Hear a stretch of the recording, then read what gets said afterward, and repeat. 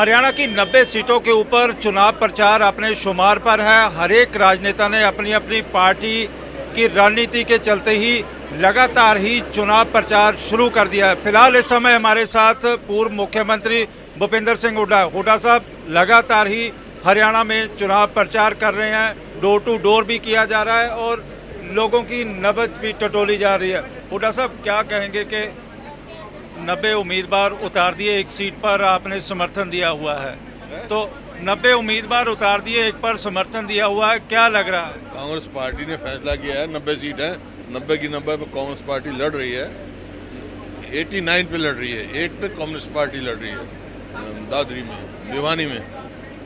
लेकिन जो जन समर्थन मिल रहा है उसके आधार पर मैं कह सकता हूँ 36 बरादरी ये फैसला कर चुकी है, अगली सरकार कांग्रेस की सरकार बनाएगी।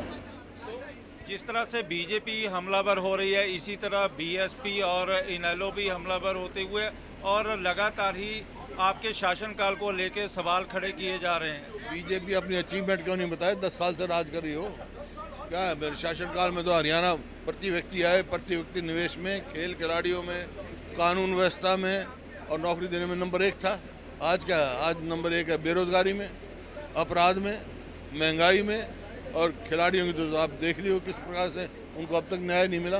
तो ये अपनी विफलताएं छुपाने के लिए ऐसी बातें कहते हैं। ये विफल सरकार है, नॉन परफॉर्मिंग गवर्नमेंट है, लोगों ने रिजेक्ट कर दी इसको। आपने 7 गारंटियां दे दी, 7 गारंटियों में महिलाओं को 2000 रुपये देने की बात है, लोगों को 300 यूनिट फ्री बिजली देने की बात है, इसी तरह लोगों को और सुविधाएं देने की बात है। लेकिन बीजेपी ने भी वैसा ही किया और बीजेपी ने आपसे बढ़कर 100 रुपया और बढ़ा दिया महिलाओं का। बुजुर्गों का 6000 रुपया आपने किया, बीजेपी ने 3000 किया। भाई मैंने तो कहा था पेपर लीक हो तो पेपर में नकल मरवाते हैं, यहाँ भी नकल मारी है, मैनिफेस्टो में नकल मारने का प्रयास किया है। तो लग रहा है कि जो पेपर चल रहा है इस समय चुनाव का, उसमें क्या दिखाई दे रहा है? इनका अपना कुछ है नहीं, नकल मारने के सिवा इनके पास कुछ है नहीं, कोई अचीवमेंट है नहीं। 10 साल हो गए, कुछ कोई एक भी अचीवमेंट नहीं। एक पोल तो मेट्रो का नहीं बढ़ाया इन्होंने, एक यूनिट बिजली की पैदा नहीं करी, एक इंच रेलवे लाइन नहीं बनाई, एक कोई बड़ी संस्थान नहीं लेके आए, कर्जा बढ़ाने का काम किया और कुछ काम नहीं किया। हुड्डा साहब ये बताएं कि जिस तरह से आज मनोहर लाल खट्टर ने करनाल में, इसी तरह बीएसपी ने कुमारी शैलजा को लेके कांग्रेस पे हमला भी किया और उन्होंने ऑफर तक दे दी भी कुमारी शैलजा हमारे साथ आ रहे हैं, क्या लग रहा है कि चुनाव को भटकाना चाहते हैं जहाँ असलियत है? ये जो है कुमारी शैलजा कांग्रेस की वरिष्ठ नेता हैं और ये सिर्फ जो है चुनाव को डाइवर्ट करना चाहते हैं, कोई मकसद नहीं है इनका। धीरे धीरे लग रहा है कि क्योंकि इस समय जो चुनाव देखा जा रहा है बीजेपी और कांग्रेस में सीधी सीधी टक्कर दिखाई दे रही है। एक तरफ आप चुनाव प्रचार कर रहे हैं तो दूसरी तरफ दीपेंद्र जगह जगह जाकर चुनाव प्रचार करते हुए देखे जा सकते हैं। लोगों में लगातार ही आपकी और दीपेंद्र की डिमांड बढ़ती चली जा रही है। नहीं, सभी कर रहे हैं, सब कांग्रेस का प्रचार, कांग्रेसी सब कांग्रेस का प्रचार कर रहे हैं। खट्टर साहब नहीं दिखाई दे रहे मैदान में। तो जिस तरह से खट्टर साहब ने चुनाव प्रचार की कमान कहा जा रहा है पीछे से संभाली भी हुई है और करनाल में जा रहे हैं, रोहतक में जा रहे हैं, तो रोहतक में कहाँ प्रेस कॉन्फ्रेंस करके आ रहे हैं? कहाँ चुनाव प्रचार? कहीं उनकी फोटो दिख नहीं रही और दिख नहीं रहा, क्योंकि विफल सरकार है, अपनी उपलब्धि बता नहीं सकते। तो बीजेपी ने अपना कैंडिडेट सिरसा से विड्रा कर लिया और गोपाल कांडा एक कैंडिडेट विड्रॉ करा, एक टिकट ही छोड़ के भाग गया। ये परिस्थिति है, पेवा वाला तो टिकट ही छोड़ के भाग गया था।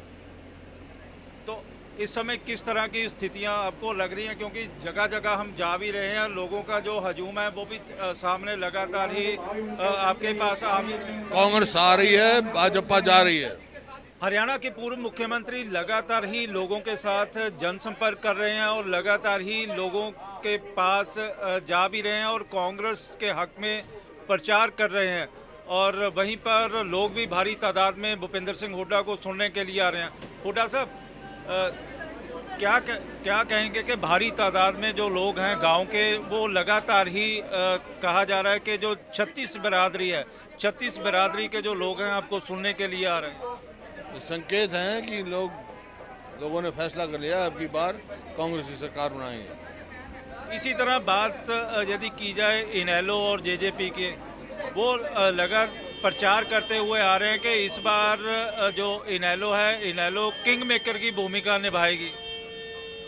अब कोई सपने देखने से कोई नहीं रोक सकता। देख लिया लोकसभा में कितनी वोट आई उनकी। मुकाबला सीधा कांग्रेस का और बीजेपी का है। वोट काटों को लोग वोट देने वाले नहीं हैं। आप पता चला है कि कल सिरसा जा रहे हैं और सिरसा में कहा जाता है कि इनेलो और जेजेपी का गढ़ है और वहाँ से पिछली बार ज़्यादातर सीटें भी जीती थी। बीजेपी, इनेलो और जेजेपी।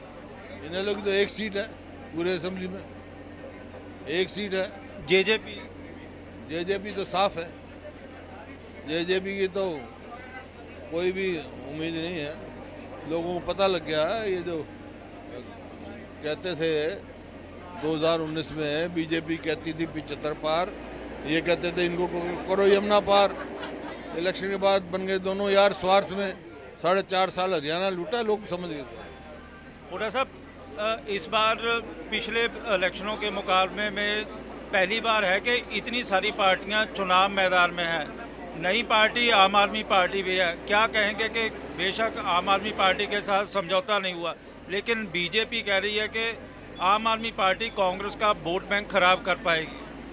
नहीं, कोई नहीं करेगा। कांग्रेस की वोट मजबूत है। लोगों ने मन बनाया हुआ, छत्तीस बरादरी ने कांग्रेस की सरकार। मैनिफेस्टो आपने एक रिलीज कर दिया दिल्ली में, दूसरा आपने कहा था कि चंडीगढ़ में रिलीज करेंगे और इसमें जो पता चल पा रहा है कि महिलाओं के लिए भी कोई खुशखबरी हो सकती है, कोई बड़ी घोषणा जो रह गई है। नहीं, वो तो क्या कर दिया हमने। 2000 रुपये महीना देंगे महिलाओं को। महिलाओं को 2000 रुपये महीना देंगे। गैस सिलेंडर 500 देंगे। ये तो 7 गारंटियों में से दी है हमने। बाकी और घोषणा पत्र जारी होगा, उसमें जो होगा देखेंगे। तो कितनी सीटों का आप इस समय दावा कर रहे हैं कि कितनी सीटें हरियाणा चुनाव में कांग्रेस जीतेगी? भारी बहुमत से कांग्रेस की सरकार बनेगी। प्रचंड बहुमत आएगा। ये थे भूपिंदर सिंह हुड्डा जो बता रहे थे कि इस बार कांग्रेस की भारी बहुमत से सरकार बनने जा रही है और वहीं पर कांग्रेस का पहला काम होगा कि जो वादे लोगों के साथ किए गए हैं उनको पूरा करना। कैमरामैन अजय राणा के साथ विशाल अंग्रेज, न्यूज़ 24, बहादुरगढ़, रोहतक।